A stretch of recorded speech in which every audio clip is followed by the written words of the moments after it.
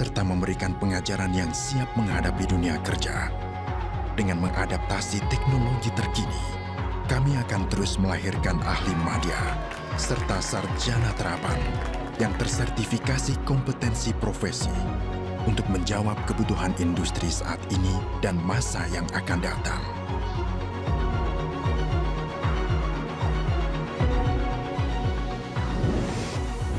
Tak ada inovasi yang tercipta tanpa kolaborasi. Dengan membangun rasa percaya dan meyakinkan setiap mimpi yang tercipta tinggi, dengan sinergi di berbagai perusahaan kelas dunia, tak ada nada ragu untuk kami terus melangkah maju hingga mencapai lebih tinggi menjadi yang terbaik.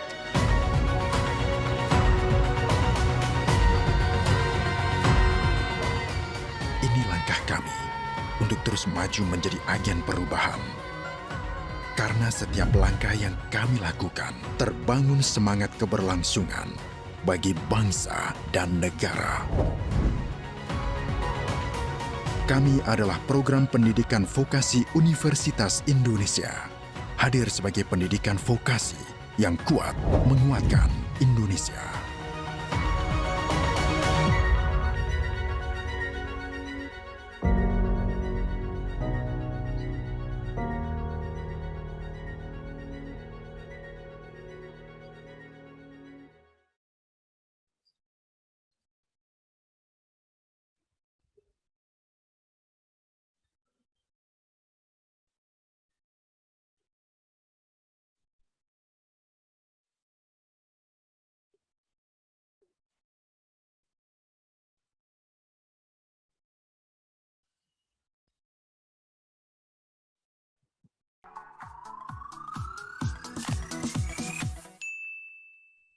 Tujuh dua sin 11 sub 1 teks 1.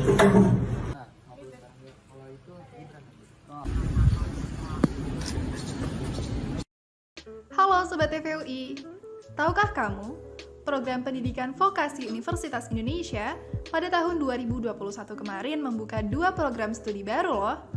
Salah satunya adalah produksi media. Program studi yang termasuk jenjang sarjana terapan atau D4 ini merupakan salah satu program studi di ranah sosial humaniora.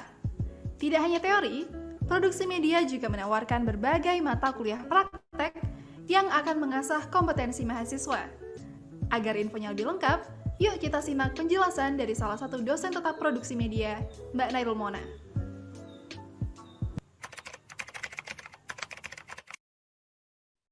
Mungkin beberapa masih awam ya tentang produksi media. Jadi produksi media adalah cabangan dari ilmu komunikasi. Seperti yang kita tahu, ilmu komunikasi itu sangat luas. Nah, salah satu yang dipelajari di ilmu komunikasi adalah tentang bagaimana memproduksi konten sebuah media.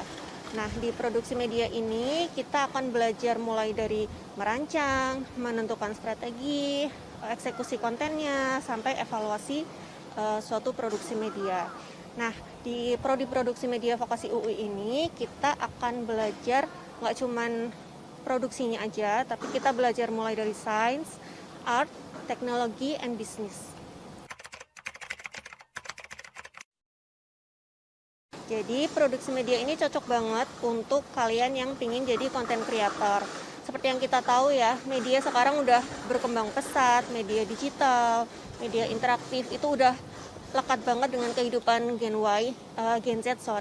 Jadi mahasiswa saat ini kan mereka adalah generasi Z, yang mana mereka sudah banyak memakai media digital, online, interaktif dalam kehidupan sehari-hari. Di samping itu, di Indonesia ini kan ekonomi dan industri kreatif sedang berkembang pesat, sedang digalakkan.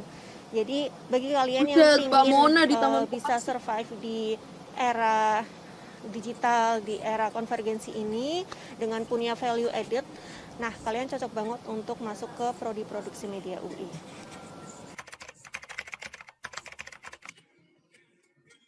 Jadi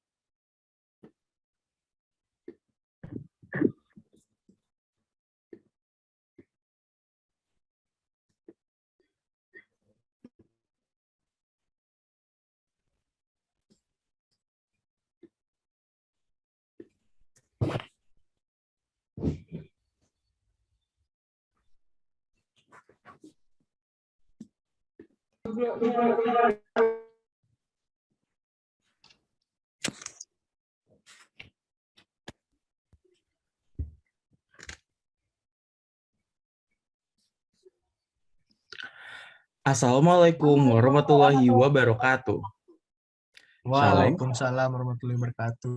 Shalom. Om Swastiastu, Namo Buddhaya, salam kebajikan. Haikal pengen ngomong, gua balas. Waalaikumsalam. Respect. Yang terhormat Bapak Direktur Program Pendidikan Vokasi Universitas Indonesia. Yang terhormat Bapak Wakil Direktur Program Pendidikan Vokasi Universitas Indonesia. Yang terhormat Bapak Sekretaris Departemen Sosial Humaniora Terapan Program Pendidikan Vokasi Universitas Indonesia. Yang terhormat Bapak Kepala Departemen Sosial Humaniora Terapan Program Vokasi Universitas Indonesia. Yang terhormat Bapak Ibu Manajer Program Pendidikan Vokasi Universitas Indonesia. Yang terhormat Bapak dan Ibu Ketua Program Studi. Yang terhormat Bapak dan Ibu Dosen Program Pendidikan Vokasi Universitas Indonesia. Yang terhormat Mas Riri Riza selaku narasumber pada hari ini. Serta yang kami banggakan para peserta Masterclass Produksi Media. Selamat pagi dan selamat datang di Masterclass Produksi Media edisi Bulan Film Nasional. Perkenalkan, nama saya Haikal Caesar. Dan nama saya Angela Saralaska.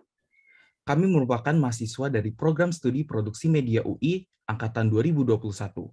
Sebuah kehormatan bagi kami dapat memandu Masterclass Produksi Media pada edisi perdana ini. Ngomong-ngomong nih Laska, kamu juga mahasiswa produksi media kan? Iya dong. Sebenarnya di produksi media ini kita belajar apa aja sih? Mungkin kalau misalkan teman-teman tadi sudah menonton sedikit ya video perkenalan kami, jadi kami itu banyak mempelajari tentang bagaimana membuat konten, apalagi untuk televisi, radio, bahkan untuk sosial media. Betul banget, dan apalagi di Vokasi Universitas Indonesia ini, kita dibekali nggak cuman secara teori ya, tapi praktisi juga ya. Dan tentunya kita juga akan dibekali oleh sertifikasi. Maka dari itu, Himpunan Mahasiswa Produksi Media mengadakan masterclass ini nih. Nah, betul banget tuh. Nah, tapi sebenarnya masterclass ini tuh program apa sih? Ya, teman-teman semua, masterclass ini adalah series webinar dari Program Studi Produksi Media Vokasi Universitas Indonesia. Yang sesuai dengan namanya, kita akan belajar langsung dari para master atau pakar di industri. Wah, menarik banget ya. Jadi bagi teman-teman yang penasaran dengan masterclass edisi selanjutnya, bisa follow Instagram Himpunan Mahasiswa Produksi Media ya, di @himprodia.ui. Sebelum kita berbicara lebih lanjut mengenai topik masterclass pada hari ini, mari kita saksikan video sambutan dari Direktur Program Pendidikan Vokasi Universitas Indonesia, Bapak Padang Wicaksono, SA PhD. Assalamualaikum warahmatullahi wabarakatuh. Salam sejahtera, Om Swastiastu, Namo Buddhaya, salam kebajikan. Selamat pagi, saya Padang Wicaksono, selaku Direktur Program Pendidikan Vokasi Universitas Indonesia, mengucapkan terima kasih atas kesediaan dan kehadiran Mas Riri Riza, The Living Legend, yang telah berkenan hadir secara daring ke kampus kami untuk berbagi pengalaman kepada para mahasiswa, mahasiswi Program Pendidikan Vokasi Universitas Indonesia. Hari ini telah hadir para mahasiswa kami dari Departemen Sosial Humaniora dan juga departemen yang lain, dan juga peserta umum dari luar kampus Universitas Indonesia untuk bersama-sama mendengarkan kuliah umum dari one of the best director in Indonesia. Seperti yang kita ketahui bersama bahwa dalam 10 tahun terakhir ini industri kreatif telah berkembang sangat pesat di Indonesia. Bahkan pemerintah juga telah menetapkan bahwa industri kreatif ini menjadi salah satu sektor strategis dan menjadi salah satu prioritas ekonomi digital. Tentunya perkembangan industri kreatif yang sedemikian pesat ini harus diimbangi dengan ketersediaan talenta-talenta muda yang berbakat yang nantinya akan menjadi para pegiat atau pencipta konten kreatif. Menanggapi dan merespon kebutuhan tersebut, kami Program Pendidikan Vokasi Universitas Indonesia menjadi salah satu institusi terdepan yang paham betul dengan kebutuhan akan ketersediaan pencipta konten kreatif yang tidak hanya kreatif dalam merumuskan ide-ide atau gagasan yang menarik, namun juga menjunjung tinggi etika, kualitas konten, dan profesionalisme di industri tersebut. Melalui 4 program studi kami yang tergabung dalam rumpun ilmu komunikasi, yaitu program studi D4 Produksi Media, program studi D3 Hubungan Masyarakat, program studi D3 Penyiaran Multimedia, dan program studi D3 Perikanan Kreatif, kami akan mencetak insan-insan muda yang siap untuk menghasilkan karya-karya kreatif yang memiliki standar mutu yang tinggi. Sekali lagi, kami ucapkan terima kasih. Semoga apa yang hari ini Mas Riri Riza bagikan kepada para mahasiswa kami akan menjadi bekal yang bermanfaat dalam memasuki dunia nyata. Selamat menikmati. Mohon maaf bila terdapat kata-kata kami yang kurang berkenan. Ihdinas siratal mustaqim. Wallahu muwaffiq ila aqwamit thoriq. Wassalamualaikum warahmatullahi wabarakatuh. Oke. Itu tadi merupakan sambutan dari Direktur Program Pendidikan Vokasi Universitas Indonesia, Bapak Padang Wijaksono. Selanjutnya, mari kita dengarkan sambutan dari Sekretaris Departemen Sosial Humaniora Terapan Program Pendidikan Vokasi UI, yaitu Bapak Hardika Widi Satria, MSI. Kepada Bapak Hardika, waktu dan jaringan dipersilakan. Baik, terima kasih. Apa suara saya terdengar jelas di sana? Terdengar, Pak. Dengar ya, baik.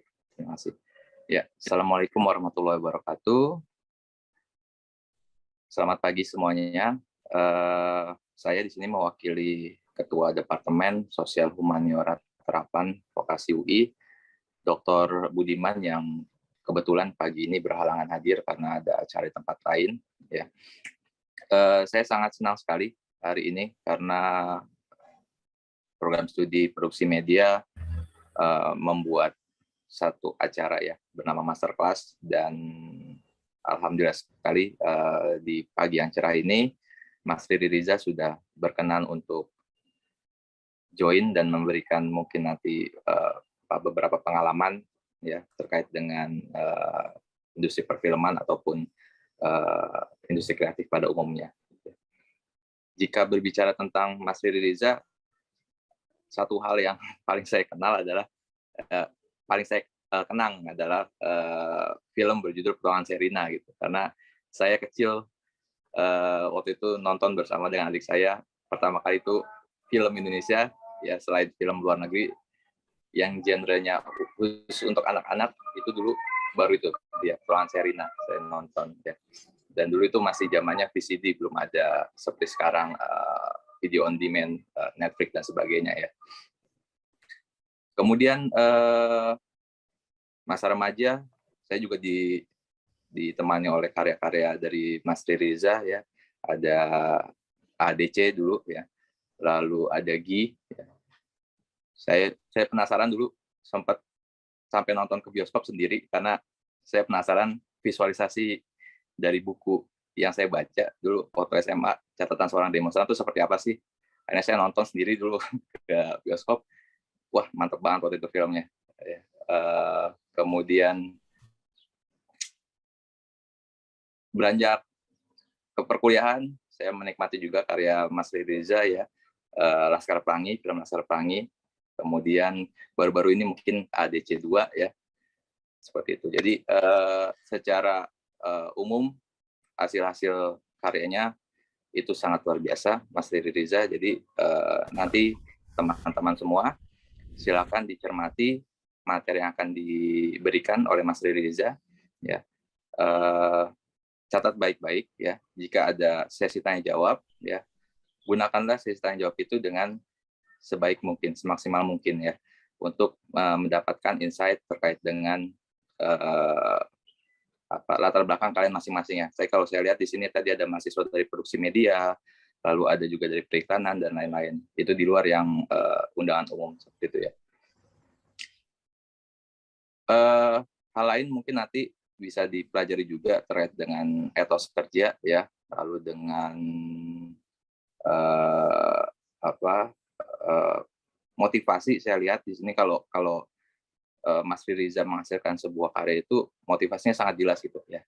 Jadi nanti teman-teman, saya pikir itu poin-poin penting yang perlu kalian highlight juga terkait dengan sesi hari ini seperti itu.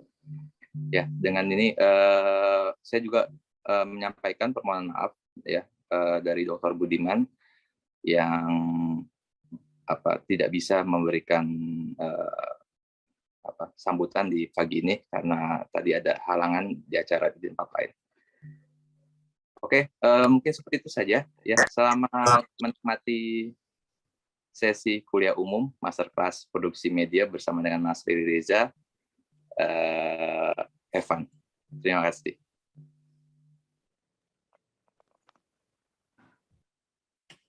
Baik, terima kasih kepada Pak Hardika atas sambutannya. Oke, teman-teman nih ya, karena Masterclass pada hari ini adalah edisi spesial Bulan Film Nasional. Kira-kira topik diskusi kita nanti apa nih, Laska? Nah, jadi mungkin teman-teman udah ada yang lihat ya di poster kami, baik di Instagram maupun yang sudah di-share. Jadi hari ini kita akan berbincang mengenai produksi karya yang menjunjung kejernihan gagasan dan tema, kualitas teknis dan estetika, serta profesionalisme dalam industri kreatif. Nah, narasumber kita kali ini juga sangat luar biasa, yang dari tadi udah disebut-sebut ya, karena beliau sudah memiliki jam terbang yang cukup tinggi di industri kreatif, khususnya perfilman. Oke, jadi mungkin teman-teman bisa tebak siapa narasumber kita? Udah cukup jelas ya dari tadi. Iya, mungkin sudah cukup jelas tapi ya.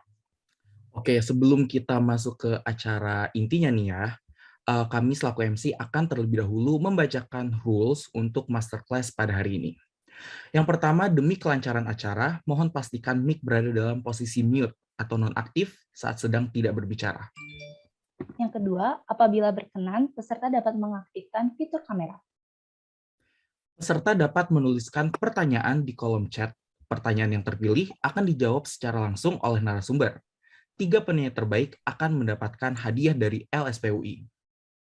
Lalu yang terakhir, peserta dapat membagikan pengalaman mengikuti Masterclass Produksi Media UI melalui Instagram Story, dan jangan lupa untuk mention @himprodia.ui.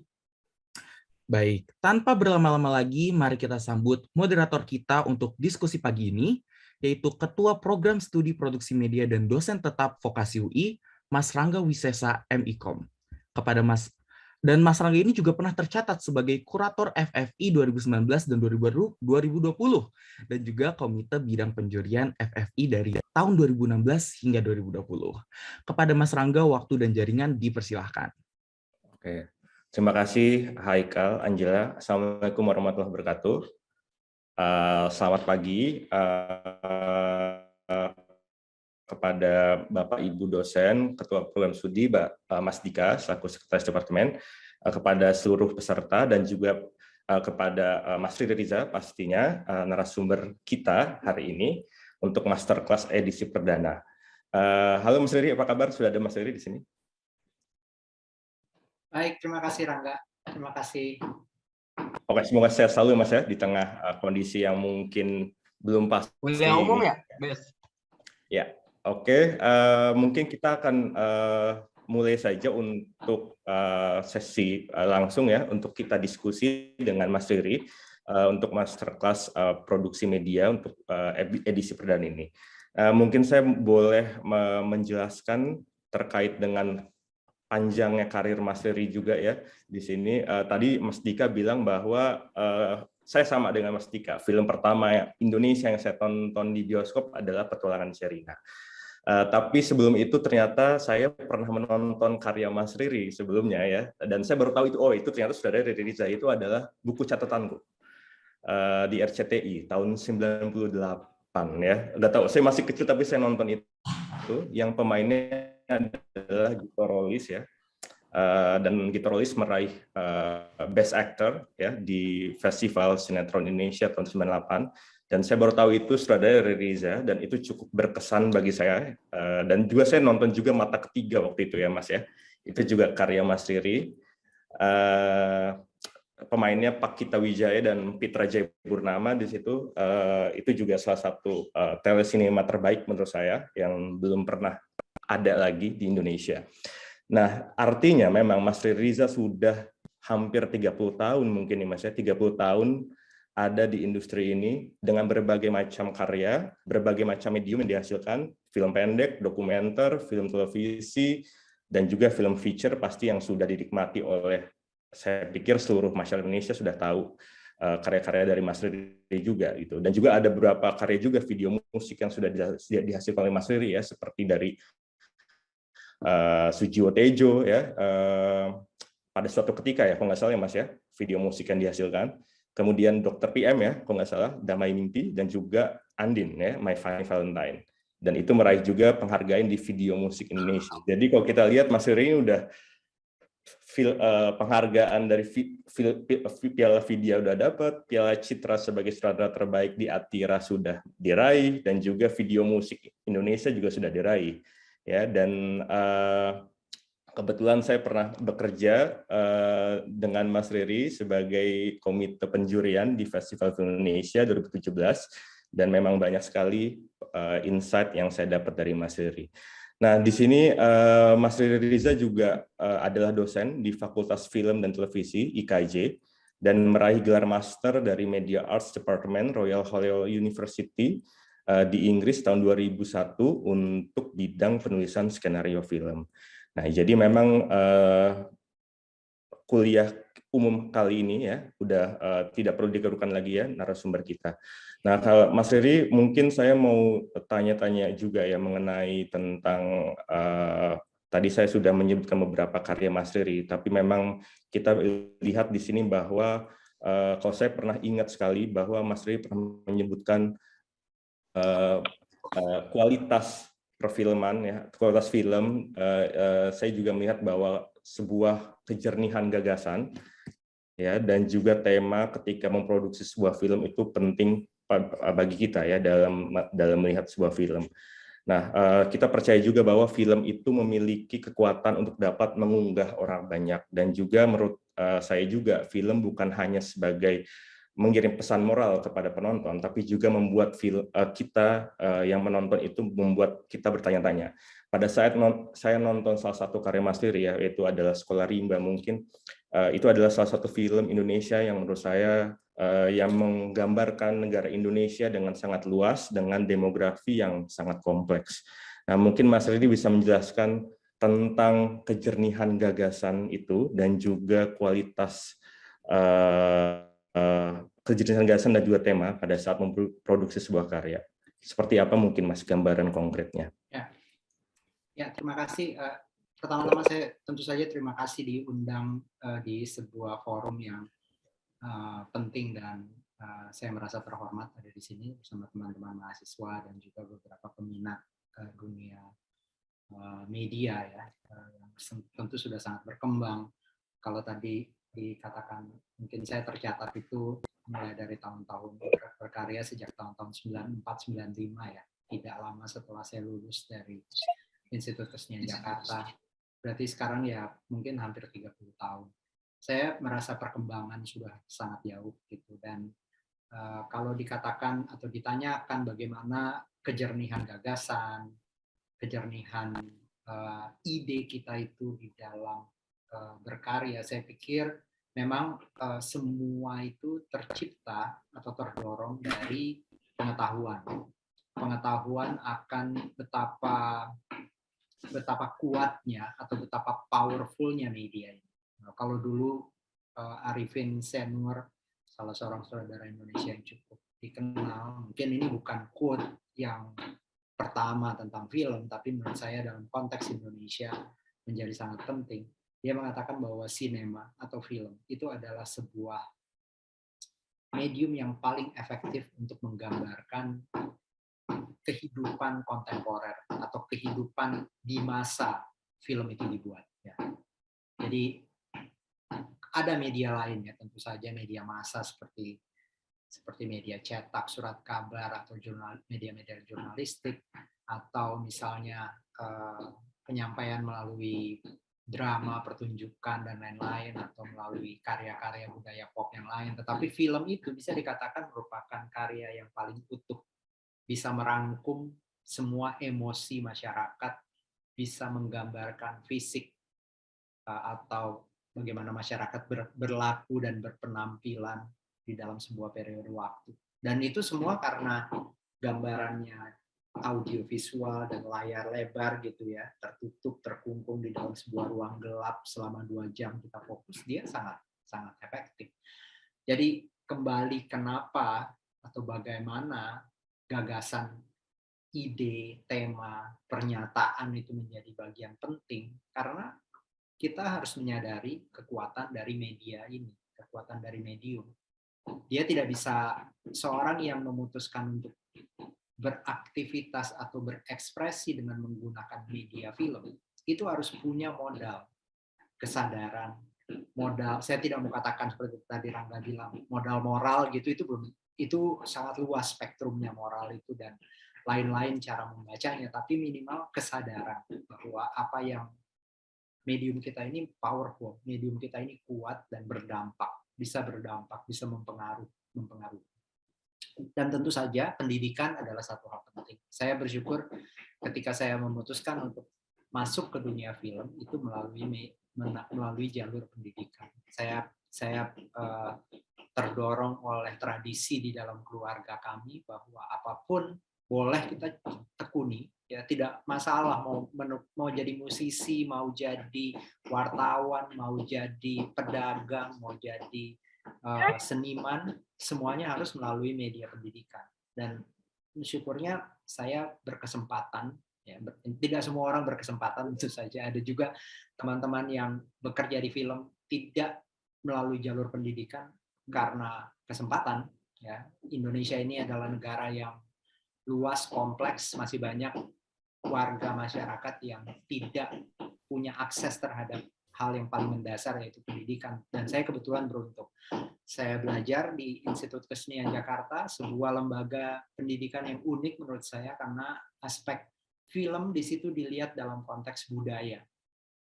Film itu dilihat bagaimana dia berdampak kepada masyarakat dan merupakan sebuah wahana atau media untuk menggambarkan Indonesia, menggambarkan keindonesiaan kita. Di IKJ saya belajar bahwa untuk menjadi seorang pencipta, kita harus belajar tentang identitas kita, keindonesiaan kita, tradisi kita. Jadi Saya ingat waktu di semester awal saya belajar tentang musik, ya, musik Bali misalnya. Saya belajar esensi dari upacara-upacara dan titi kalamangsa. Maksudnya ruang, waktu, dan tempat itu. Dan itu adalah esensi dari semua. Gitu. Nah, ya pada saat yang sama kita mengenal Usmar Ismail, kita mengenal tradisi. Nah, tadi dikatakan saya berkesempatan sekolah lagi, dan saya belajar ketika saya mendapatkan kesempatan mengambil master untuk bidang film, saya belajar penulisan skenario. Saya belajar tentang teknik bercerita, tentang bagaimana kita mengurai gagasan kita melalui struktur bercerita, dan bagaimana kesenian bercerita di dalam film. Jadi saya intinya Rangga, teman-teman semua, saya beruntung mungkin karena saya melalui alur atau jalur pendidikan sebelum memasuki bidang ini. Jadi pendidikan dan itu adalah modal ya Mas ya, adalah modal, dan juga literasi itu adalah modal juga, bahwa memang film itu adalah medium yang powerful ya Mas ya tadi, untuk bisa menggambarkan keindonesiaan kita dan juga berdampak besar bagi masyarakat. Dan juga tadi saya menangkap bahwa film menjadi esai visual dari sutradaranya dalam menerjemahkan gagasan kepada penonton. Nah, tadi pernyataan Mas Riri itu kita bisa lihat ya, dan juga kita bisa lihat dari karya-karya dari Mas Riri ya, bahwa kalau saya melihat bahwa inklusivitas itu ada di film-film karya Mas Riri kalau saya lihat gitu. Bicara mengenai inklusivitas film dalam negeri memang erat kaitannya juga dengan persoalan etnis dan juga mungkin Jakarta sentris. Nah, menurut saya mungkin memang harus ada representasi film dari berbagai daerah. Nah, kita lihat di beberapa film Mas Riri memang tidak Jakarta sentris itu.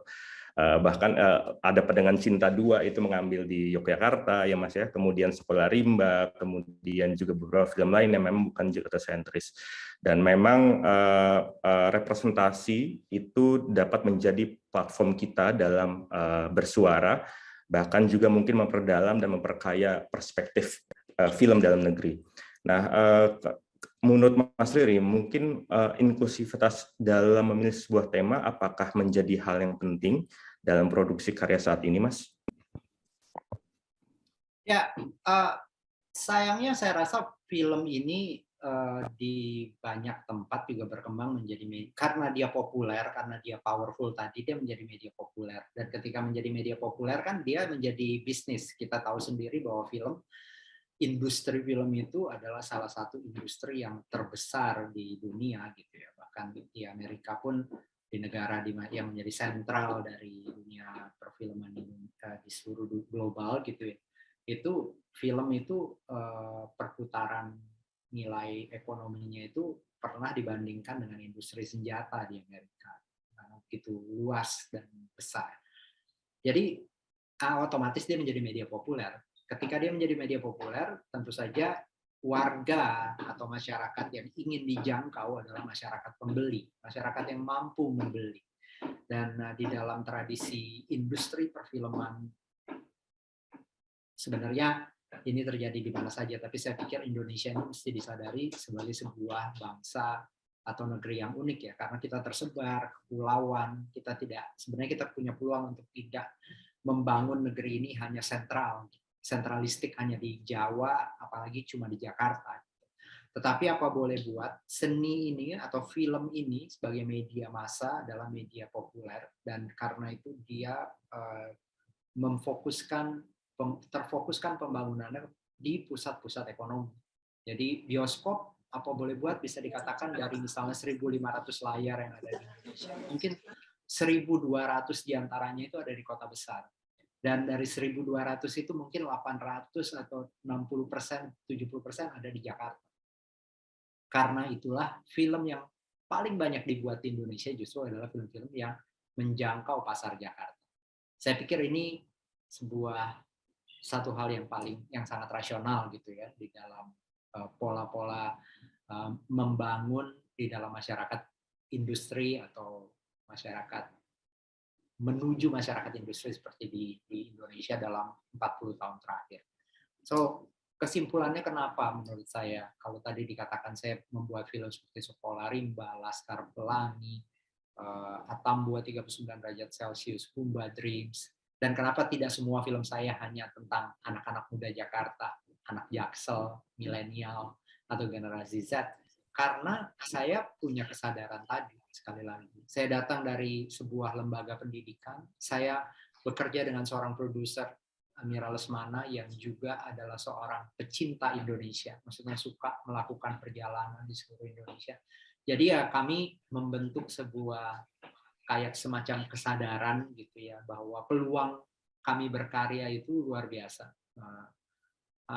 Walaupun Miles Films ini, tempat saya berkarya ini, bukan perusahaan besar atau studio besar yang bisa memproduksi 10 film satu tahun, tapi minimal setiap kali kami ingin berproduksi, kami itu selalu mendapat minat dari pasar. Selalu aja ada yang bersedia untuk menjadi mitra dalam berkarya secara produksi ya, finansial, sponsorship, dan lain-lain. Karena itu, kami menggunakan kesempatan itu untuk menciptakan atau menulis karya-karya yang bisa membuka apa sih Indonesia ini. Dan juga membuka kemungkinan tentang film itu sendiri. Ya, makanya karya terakhir saya, Paranoia, adalah sebuah film yang justru genre-nya itu adalah genre yang saya dan Mira, produser saya, membuka diri terhadap kemungkinan pola bercerita yang lain, tetapi ada elemen yang tetap menggambarkan Indonesia yang tidak biasa atau Indonesia yang terbuka.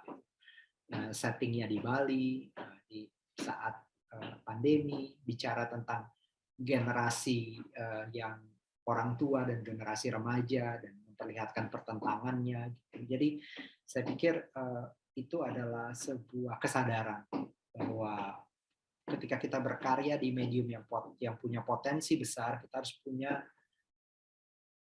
bukan tanggung jawab sih terlalu tinggi gitu ya, atau idealisme, bukan, tapi lebih kesadaran bahwa ini potensinya besar untuk membuka negeri kita gitu, membuka wawasan, pengetahuan, dan minat penonton terhadap hal-hal yang lebih luas. Gitu. Mudah-mudahan itu menjawab.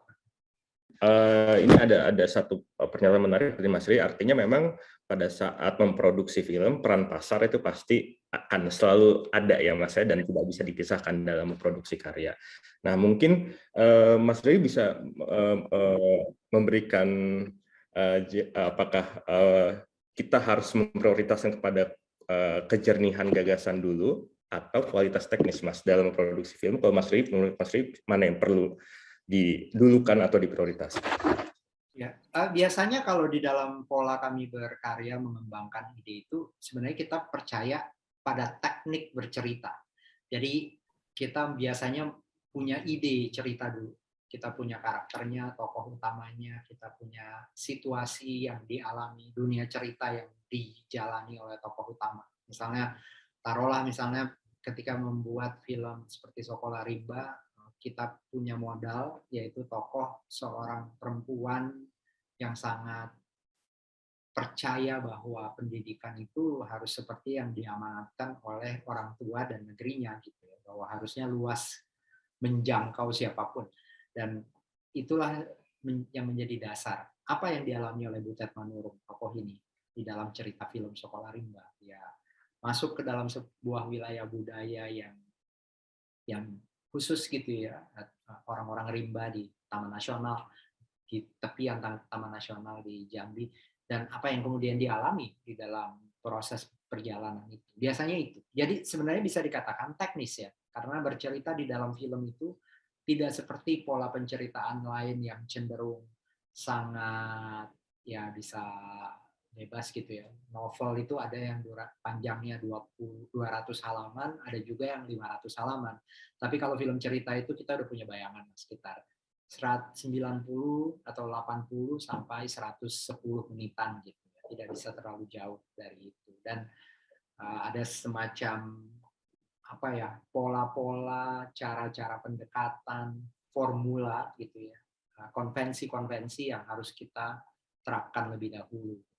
Dan kemudian ketika melakukan itu, tema mulai muncul. Tema mulai muncul satu persatu. Dan disitulah kemudian kita memperkuat sehingga dua-duanya ketemu. Gitu. Karena Saya pikir tidak mungkin dalam pengalaman saya berkarya, tidak mungkin sebuah film itu terpisah bagaimana teknik membuatnya dengan tema atau gagasan besar yang ingin disampaikan. Dia harus blending, dia harus terkalibrasi dengan baik. Gitu. Jadi jangan sampai misalnya gerakan kameranya atau tata cahayanya itu ke arah misalnya science fiction, sementara filmnya adalah film yang bicara tentang sosial realisme di sebuah tempat yang settingnya tahun 60 misalnya. Tentu saja di dalam seni itu mungkin aja, tetapi kalau kita bicara soal film populer, dan saya harus sampaikan bahwa saya adalah pembuat film populer, saya tidak bisa melabel diri saya sebagai satu jenis film, pembuat film tertentu, gitu. Karena saya membuat film ya intinya untuk pasar. Saya membuat film dengan kesadaran pasar, dan ini semua terjadi karena budaya bekerja saya dari awal gitu ya, bahwa saya masuk ke dalam sebuah dunia kerja atau dunia kreatif perfilman yang memang sangat berorientasi pada pasar atau sangat memahami pasar. Oke, ya jadi nah ini sama dengan yang saya amati ini Mas Riri ya. Saya nonton Mas Riri dari awal, kalau saya lihat memang Mas Riri ini, saya lihat Mas Riri dengan seluruh karya-karyanya yang saya tonton, memang kalau saya boleh simpulkan memang bergaya realis ya Mas ya. Artinya memang kalau saya lihat ini memang Mas Riri dan Mbak Mira juga ingin menggambarkan cerita sesuai dengan kenyataan, realitas yang ada, dan juga baik itu secara lokasi, cara tokoh dalam berperilaku, kemudian berbusana bahkan, dan juga dan itu saya sebagai penonton dapat menangkap pengalaman atau esensi sesungguhnya pada saat menonton film. Nah itu kalau kita lihat Mas Riri udah berjalan 30 tahun, hampir 30 tahun, dari Sonata Kampung Bata sampai Paranoia ya. Dan juga kemarin saya juga nonton lagi Tak Kau Pun Nantinya yang dibintangi oleh Yayang Cenur. Itu ada lagi, saya melihat itu ada Eliana-Eliananya di situ. Nah, bagaimana Mas Riri, kalau saya lihat salah satu sutradara film Indonesia yang cukup konsisten dalam bercerita dan juga dalam directing style-nya. Nah, bagaimana Mas Riri bisa mempertahankan itu, Mas, selama hampir 30 tahun, nih, jangka waktu yang panjang sekali ya, dengan berbagai macam pengalaman Mas Riri yang tadi saya sebut gitu ya, dengan berbagai macam medium Mas Riri itu semuanya udah Mas Riri lakoni. Bagaimana menjaga konsistensi itu, Mas? Sebenarnya sih saya tidak terlalu memikirkan itu yang pasti. Jadi mungkin kalau seumpama ada yang bertanya bagaimana, ya jangan terlalu dipikirkan. Jangan terlalu setiap kali kita berkarya kita pikirkan, wah ini gaya saya bukan ya, ini udah cukup mencerminkan siapa saya, bukan. Kami tidak, saya dan Mira tidak, jarang sekali menjadikan hal itu ya, atau pemikiran tentang konsistensi gaya itu sebagai hal yang paling penting. Tetapi kita harus hidup. Kita harus hidup itu dalam artian kita harus berinteraksi dengan masyarakat, kita harus berada di tengah-tengah masyarakat. Menjadi pembuat film, mungkin saya rasa sama dengan menjadi seniman gitu ya. Kita harus berada di tengah-tengah kegelisahan masyarakat itu. Saya tentu saja sekarang segala sesuatu sudah berbeda bagi saya dibanding 20 tahun lebih yang lalu gitu ya, karena saya sekarang sudah berkeluarga, sudah hidup dengan tanggung jawab yang berbeda. Tetapi setiap kali saya punya kesempatan, saya akan pergi ke sebuah tempat ya. Saya akan traveling, bukan holiday kata Rangga di film AADC 2 itu, di mana kita punya kesempatan untuk berinteraksi dengan masyarakat, berkunjung ke pasar becek gitu ya, ngobrol dengan penjaga warung kopi, naik kendaraan umum. Jadi kita punya kesempatan untuk menyerap apa yang ada di dalam masyarakat. Kemudian ketika kita membuat film apapun ya, jadi sekali lagi jangan juga kemudian menjadi pembuat film saya bukannya melabelkan, tapi misalnya membuat film realisme sosial terus-menerus gitu ya. Kita tidak harus kita bisa membuat film remaja yang bagus gitu ya. Tetapi kegelisahan masyarakat, kegelisahan apa yang terjadi di dunia kita ini itu tetap muncul. Satu contoh misalnya, kalau masih ingat film Ada Apa Dengan Cinta, tokoh Rangga di film itu adalah tokoh yang keren gitu ya, tetapi dia baca puisi. Gitu. Dia memperkenalkan lagi ke remaja siapa itu Hairil Anwar. Ya, kalau tidak ada film Ada Apa Dengan Cinta, minat anak-anak muda terhadap puisi itu ya tidak akan bisa besar seperti ketika film itu selesai menjadi populer gitu.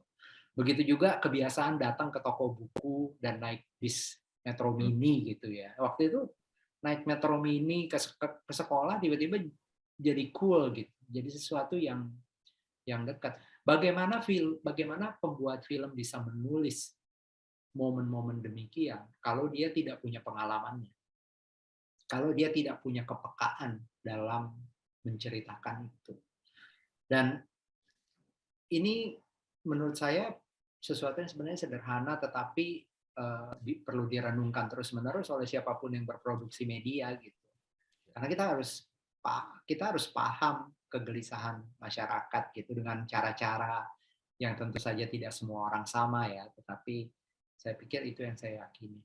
Mudah-mudahan ini menggambarkan juga seperti apa sih filmnya Miles sebenarnya gitu ya. Karena kalau ditanya konsistensi kami itu, konsistensinya juga tidak bisa dengan simpel dirumuskan gitu. Karena genre film saya berbeda-beda. Kita pernah membuat film martial arts film seperti Pendekar Tongkat Emas, tapi kami juga membuat film di lingkungan yang sama di NTT seperti Atam Buah 39 derajat Celcius yang sangat realis gitu. Kami pernah membuat film remaja yang istilahnya sedikit di pinggir seperti 3 Hari Untuk Selamanya, tetapi saya juga pernah membuat film seperti Gi gitu ya, yang bicara tentang idealisme gerakan mahasiswa dan kepedulian. Dan saya bisa bekerja dengan aktor yang sama membuat itu. Jadi konsistensi itu adalah sesuatu yang mestinya inherent di dalam nafas kita. Tidak selalu harus dengan mudah didefinisikan dalam konvensi-konvensi, apalagi konvensi Barat gitu. Ya, kalau kita sekarang bicara genre gitu ya, you are a genre director, wah lo sutradara film genre, gitu. Itu kan konvensi Barat ya, menurut saya. Maksudnya konvensi bahwa film genre itu selalu ada, film horor itu setannya itu muncul atau jump scare-nya itu harus terjadi setiap 5 menit misalnya. Itu kan genre Barat, itu kan konvensi Barat. Saya merasa itu hal yang sebenarnya bukan menjadi yang utama di dalam kita membuat sebuah film gitu, tetapi kedekatan kita dengan persoalan, dengan masyarakat itu mungkin yang lebih penting. Setidaknya bagi saya. Oke, jadi bisa disimpulkan pada saat memproduksi film yang penting adalah kepekaan ya Mas ya, kepekaan dan juga bagaimana kita bisa menangkap kegelisahan di masyarakat, itu yang penting sehingga akan berpengaruh terhadap produksi yang kita buat. Oke, nah sebelum kita pindah ke sesi 2, Mas di sini ada pertanyaan, mungkin ada pertanyaan dari mahasiswa ya, salah satu mahasiswa atau dari publik. Salma Azhar, pertanyaannya untuk Mas Riri, sebagai sutradara dengan jam terbang tinggi, bagaimana pandangan Mas Riri mengenai perkembangan dunia perfilman Indonesia saat ini? Tentu saja banyak hal yang menggembirakan. Sekarang kita kalau dilihat dari capacity atau kapasitas para pembuat filmnya, jelas ya kita mengalami banyak peningkatan. Sutradara muda banyak muncul, misalnya yang 2 tahun lalu tidak pernah terdengar namanya, tiba-tiba menjadi sutradara terbaik dengan karya film pertamanya di Festival Film Indonesia,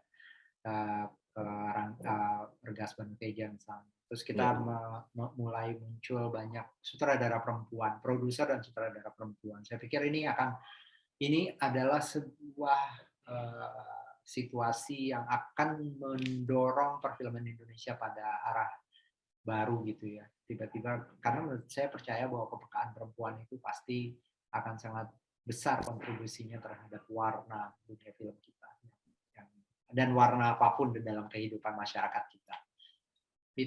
Tapi saya percaya bahwa film di Indonesia itu masih bisa dioptimalisasi lagi potensinya.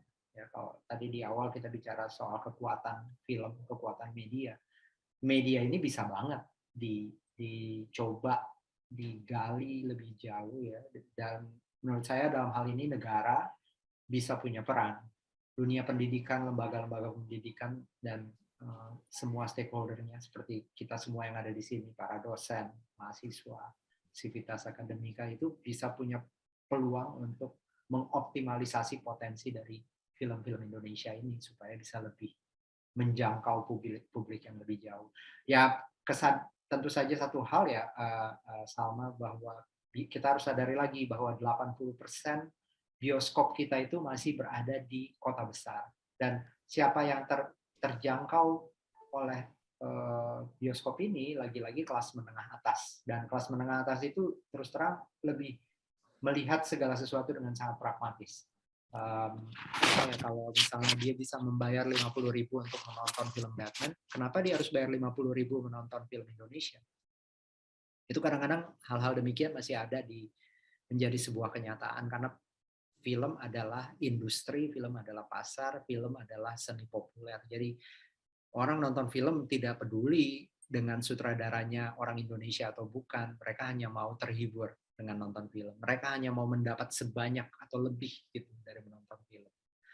Nah, ini kondisi real dari perfilman kita. Tapi kembali ke yang pertama tadi, di dalam kondisi seperti itu, kita masih melahirkan sutradara perempuan seperti Kamila Andini, Gina Esnur, produser-produser mapannya Indonesia sekarang itu ya Mira Lesmana, Shanti Harmain gitu ya misalnya. Itu adalah sebuah apa ya, keluar biasaan buat saya. Ya. Oke Mas, jadi menggembirakan ya Mas ya, karena memang itu tadi saya setuju dengan banyaknya sutradara perempuan, kemudian sutradara muda yang menjadi pilihan lebih banyak kita dalam menonton ya Mas ya. Jadi ada pilihan-pilihan baru, nama-nama baru di sini. Oke, nah di sini kita ke sesi 2 ya Mas Heri, terkait dengan ide kreativitas. Nah di sini mungkin tadi host menjelaskan bahwa memang ini ada kuliah umum, artinya memang bukan hanya dari mahasiswa produksi media, tapi ada mahasiswa dari jurusan lain, ada pariwisata, ada periklanan, ada humas, ada penyiaran multimedia, dan juga mungkin di sini ada mahasiswa dari bisnis kreatif mungkin, dan juga dari penyiaran multimedia ya. Nah di sini semuanya menciptakan sebuah karya dengan wujudnya masing-masing. Nah, karya itu mungkin kita bisa lihat dari bagaimana ide, kemunculan ide, dan juga bagaimana sih mungkin Mas Riri bisa memberikan tips bagaimana kita bisa selalu memunculkan ide-ide kreatif yang dibutuhkan pada saat memproduksi sebuah karya, Mas. Karena mungkin kadang-kadang kita mengalami kebuntuan, ya, atau misalnya ada hal-hal distraksi yang mungkin bisa memacetkan kreativitas kita, Mas. Mungkin Mas bisa kasih tips. Iya sih, saya pikir yang pertama ya kita harus membuka diri kita terhadap inspirasi yang baik terus-menerus kali ya, mencoba lah. Saya pikir ini sesuatu yang gampang diomongin tapi tidak selalu beruntung untuk bisa kita alami. Ya. Kita membaca buku yang baik misalnya. Kita harus memanfaatkan misalnya sekarang siapapun siapapun punya akses terhadap sosial media, dan di sosial media itu sebenarnya banyak gunanya karena kita jadi tahu apa sih yang sedang populer, apa sih sedang yang menjadi minat dari masyarakat, terutama kalangan muda yang adalah pasar dari produk-produk kreatif. Ini kalau kita bicara menjadi kreator gitu ya, pasarnya kan saya aja nih umur saya 51 tahun. Saya bukan pasar utama dari dunia kreatif. Pasar utama itu ya teman-teman, generasi Z, millennials gitu yang harus 90 2000-an.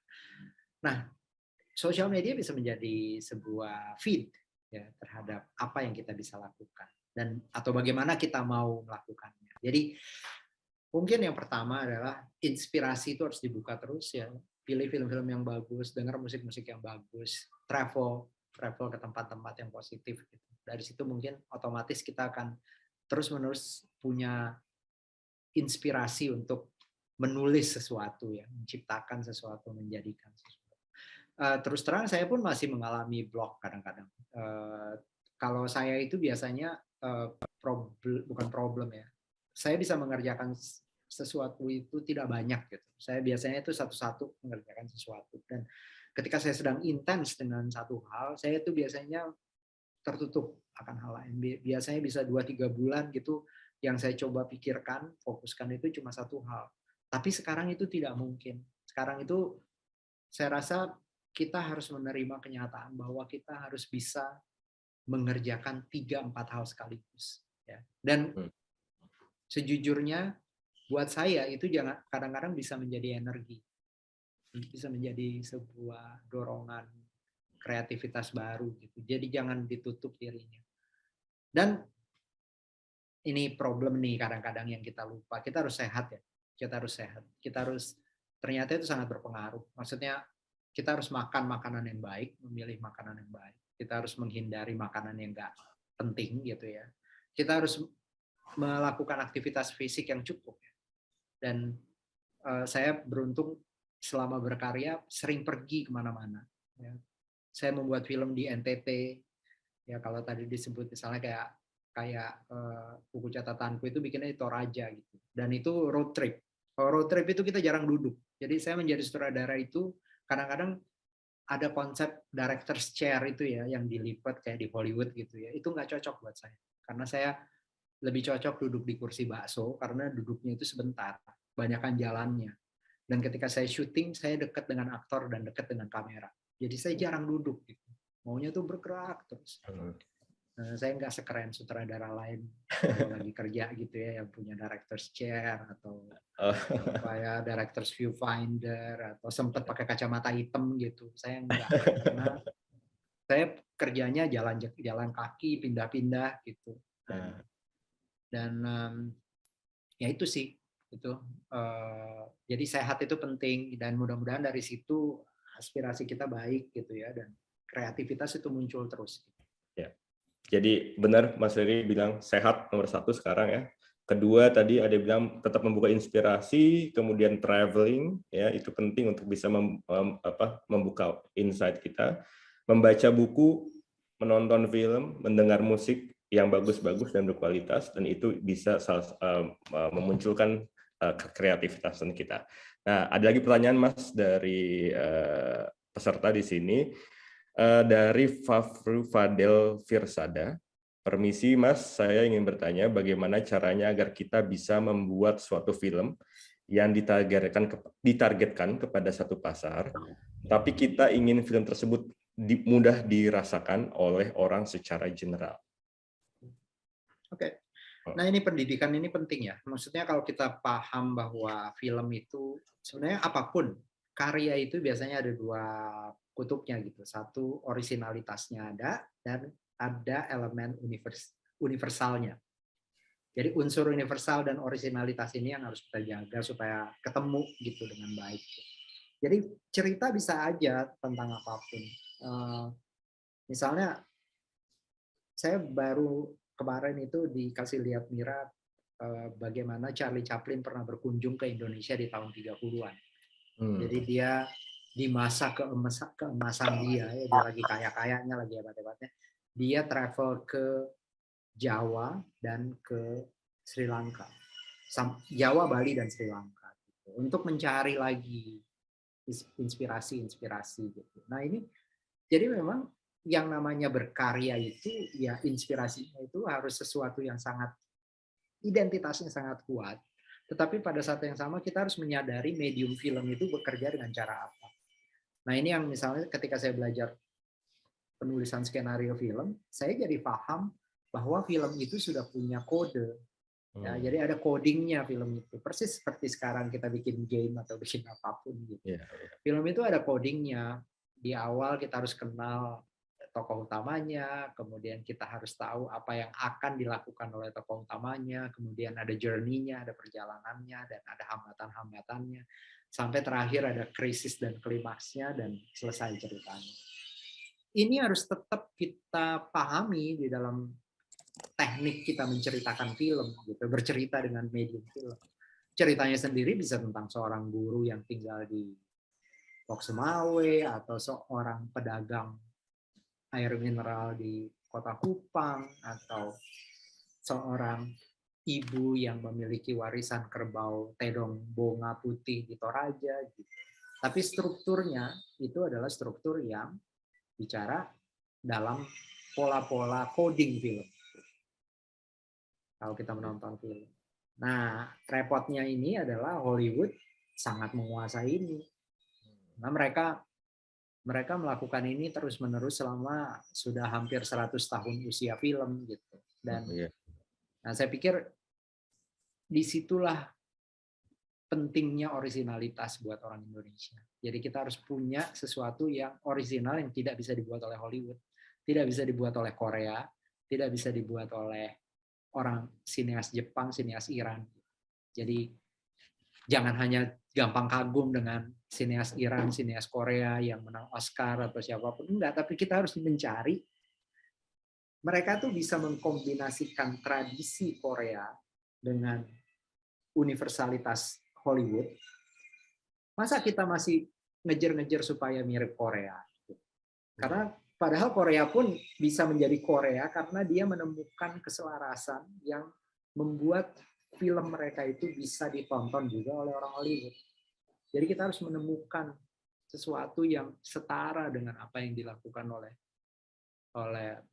sineas atau seniman-seniman dari Korea ini.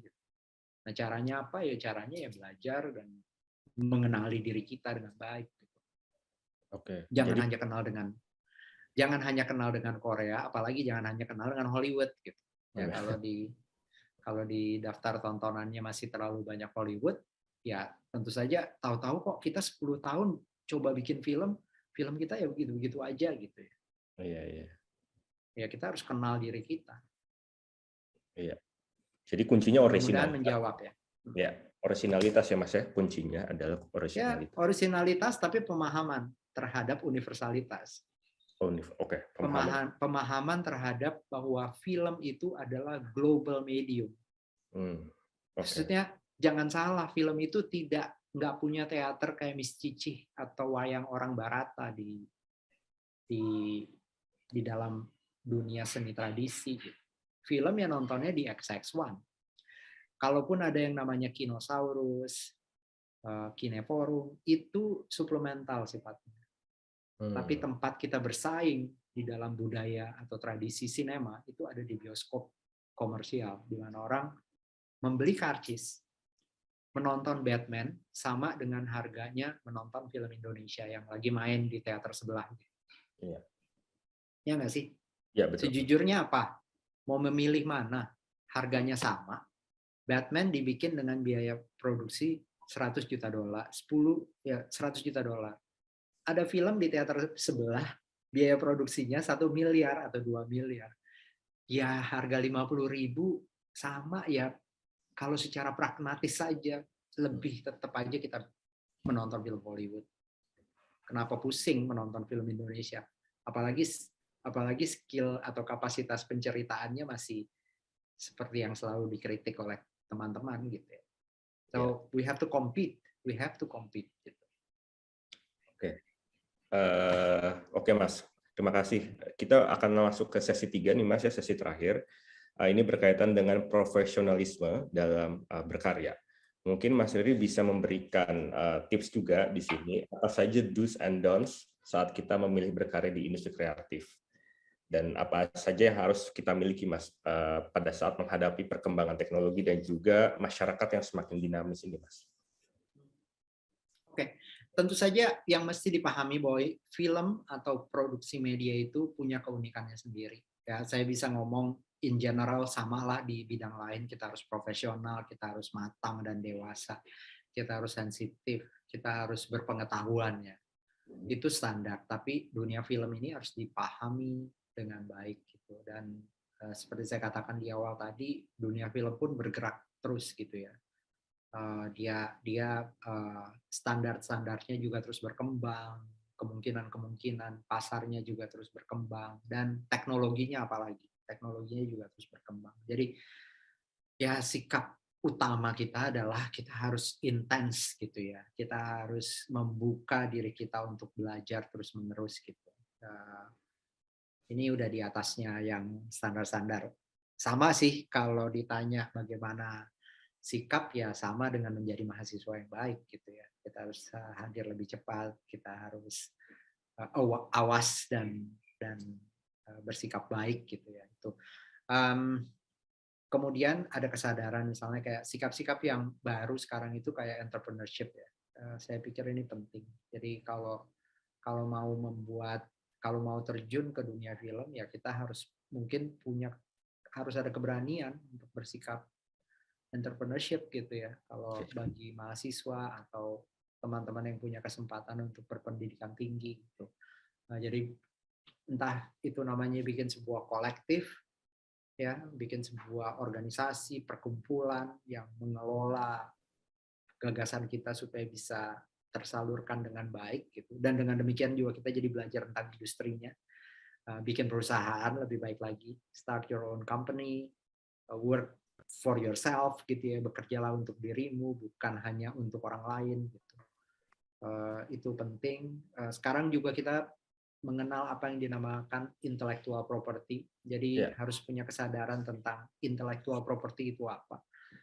Saya pikir sudah banyak sekali contoh ya di dunia media, siapa yang bisa menciptakan IP atau brand yang bagus itu adalah juaranya gitu. Miles Film sangat beruntung kita punya IP Ada Apa Dengan Cinta ya, yang tidak pernah selalu menjadi wakil dari generasi gitu ya. Dia jalan terus, dia anak yang remaja di tahun 2000-an masih mau nonton itu. Dan sekarang yang menjadi ibu-ibu di hari ini juga adalah penontonnya film itu gitu. Anak-anak remaja sekarang pun merasa terwakili dinamika hidupnya dengan menonton film itu. Jadi IP yang abadi itu adalah satu hal yang menurut saya selalu penting untuk dipikirkan gitu. Sehingga kita bisa berkarya panjang ya. Ya Disney sudah mengajarkan kita tentang ini, bagaimana karya-karya besar mereka itu bisa diulang, diciptakan terus ya. 101 Dalmatian bisa di reborn ulang ya.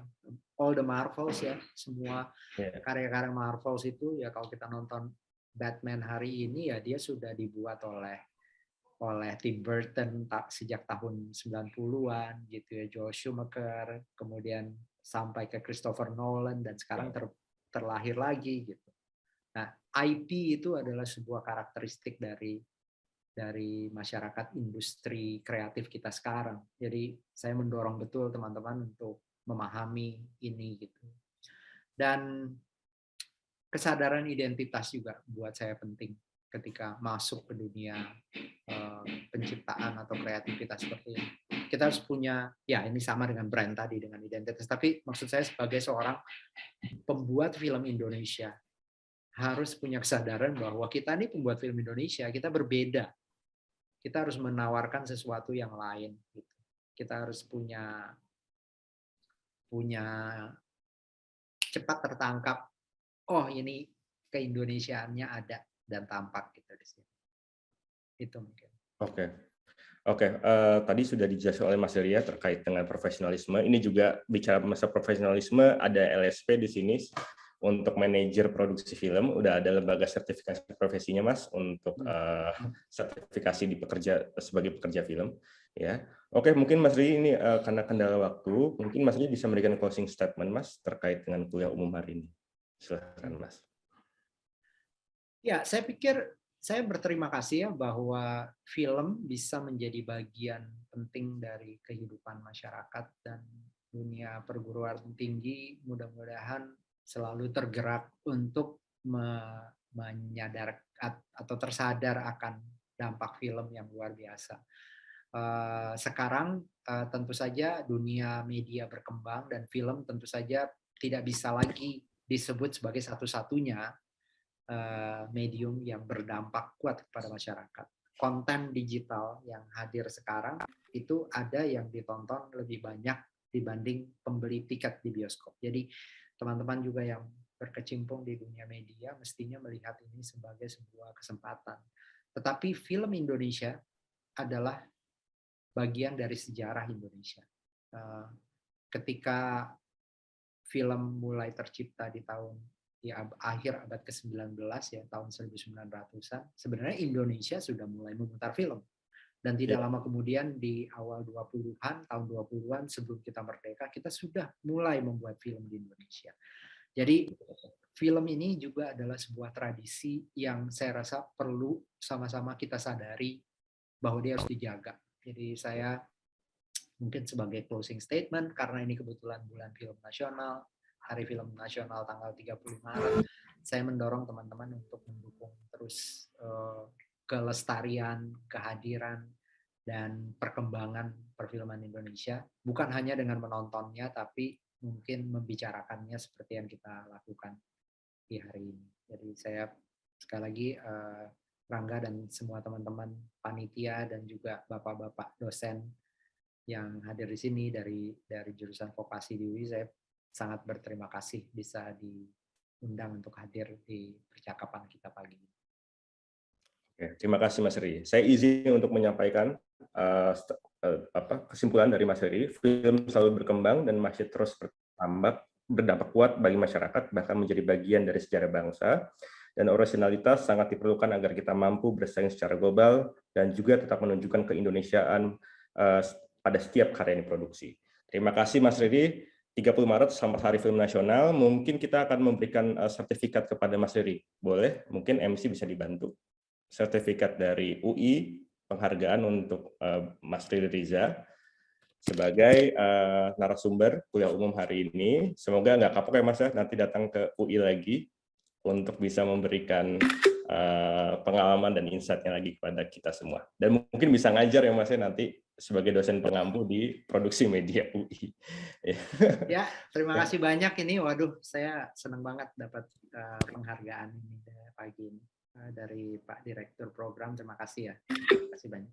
Iya, terima kasih Mas Riri Riza untuk waktunya hari ini. Terima kasih. Kita akan ketemu lagi nanti di momen selanjutnya, event selanjutnya terkait dengan perkuliahan mungkin ya di produksi media. Karena Mas Riri ada jadwal lagi untuk rapat selanjutnya. Terima kasih kepada Mas Riri. Kita akan ketemu lagi nanti ya Mas ya, nanti di event selanjutnya. Terima kasih Mas Riri. Saya kembalikan ke MC. Terima kasih semua.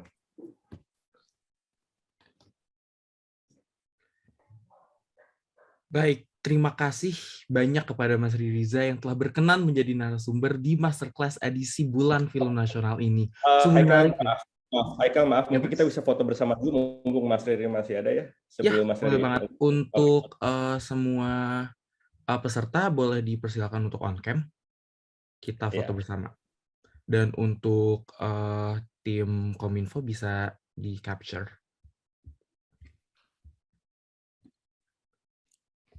Oke, mungkin bisa on cam dulu semua ya, teman-teman ya, sebelum Mas Riri pindah room. Boleh, silakan dibantu rekan-rekan MC, boleh. Ya, untuk slide pertama 1, 2, 3. Slide kedua 1, 2, 3. Slide ketiga 1, 2, 3. Slide keempat 1, 2, 3. Slide kelima 1, 2, 3. Slide ke-6 1, 2, 3. Slide ke-7 1, 2, 3. Slide ke-8 1, 2, 3. Slide ke-9 1, 2, 3. Dan yang terakhir slide ke-10 1, 2, 3. Terima kasih semuanya. Oke. Terima kasih Mas Riri, terima kasih. Ya. Terima kasih. Terima kasih Mas Riri. Oke. Silakan saya serahkan ke MC. Terima kasih. Sekali lagi kami mengucapkan banyak sekali terima kasih untuk Mas Riri Riza dan juga Mas Rangga yang menjadi moderator dan juga narasumber. Dan sekarang kita akan memberikan hadiah kepada penanya terbaik. Jadi ada 2 penanya terbaik. Bisa dibacakan mungkin Haikal siapa penanya terbaiknya? Ya, 2 penanya terbaik yang terpilih ada yang pertama Salma Zahra dan yang kedua ada Fafru Fadel Firsada. Selamat pada para penanya ini ya. Jadi mohon teman-teman yang sudah terpilih untuk mengirimkan screenshot bukti kehadiran serta nomor WA yang dapat dihubungi ke DM Instagram kami yaitu @himprodia.ui. Ya, untuk teman-teman yang lain yang pertanyaan belum terpilih, jangan berkecil hati karena masih ada kesempatan lain karena masterclass ini bakal ada lagi ya, dan tentunya Iya, dengan pemateri yang tidak kalah menarik ya, dengan bahasan-bahasan yang menarik juga. betul banget tuh. Jadi teman-teman bisa terus di follow up di Instagram Himpunan Mahasiswa Produksi Media @himprodia.ui. Berikutnya akan ada pembagian link absen oleh panitia. Ya, Jangan lupa untuk untuk kepada panitia. seluruh peserta bisa dipersilahkan untuk mengisi link absen.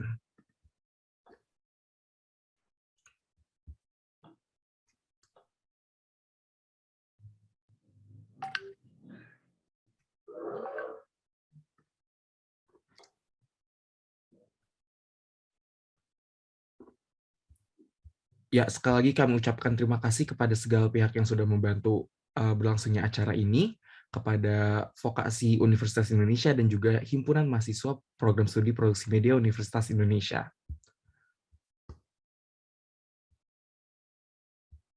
Sekali lagi diingatkan untuk kepada seluruh peserta untuk mengisi link absen yang sudah tertera di link komentar. By the way, tadi menarik ya pembahasannya. Menurut Laska gimana nih? Iya, benar banget tuh. Apalagi dia mengaitkan, Mas Riri Riza ini mengaitkan bahwa betapa pentingnya pendidikan dengan bagaimana kita nanti menghasilkan karya. Jadi melalui pendidikan yang kita tempuh saat ini itu dapat menjadi bekal buat kita nanti menghasilkan karya-karya. Benar banget, terutama untuk kita yang di sini ya, kebanyakan ada mahasiswa dari produksi media, dari jurusan-jurusan di industri kreatif juga ya, menjadi penyemangat buat kita untuk kedepannya nih, kita yang udah punya privilege atas pendidikan ini untuk menghasilkan karya-karya yang berkualitas untuk negeri kita. Betul banget. Sekali lagi diingatkan untuk teman-teman semua untuk mengisi link absen yang sudah tertera di kolom chat. Dan sekali lagi juga diingatkan bahwa masterclass ini akan ada lagi di masa-masa yang akan datang dengan tema-tema baru yang unik, menarik, dan juga pemateri yang gak kalah kece. Ya, jadi jangan lupa ya untuk terus mengikuti Instagram kami di @himprodia.ui. Baik, terima kasih untuk kepada seluruh peserta yang sudah mengikuti acara ini dari awal hingga akhir. Kami mohon maaf apabila ada salah kata. Kurang lebihnya mohon maaf. Wassalamualaikum warahmatullahi wabarakatuh.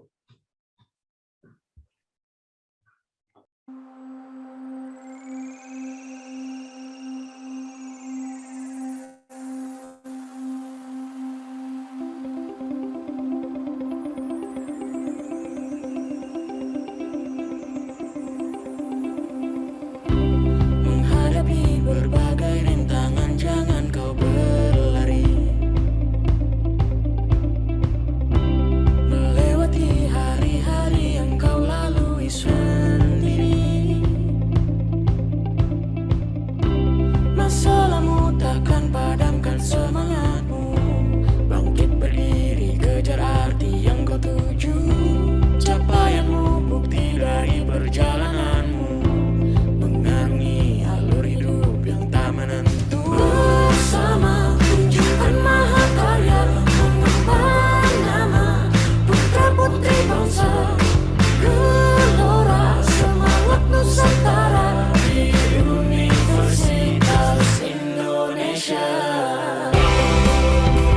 Maju bersama kampus merdeka di Universitas Indonesia. UI bangun masa depan bangsa. Indonesia jaya. Kita tuntut ilmu dan berkarya di Universitas Indonesia. Bangun semangat baru di Universitas Indonesia. Bersama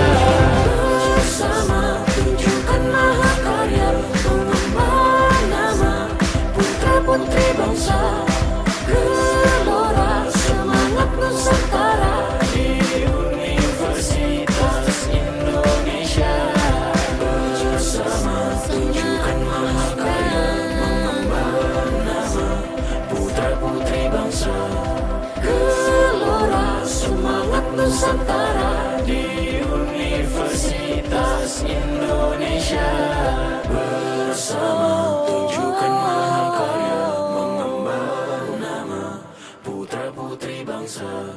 Gelora semangat Nusantara di Universitas Indonesia.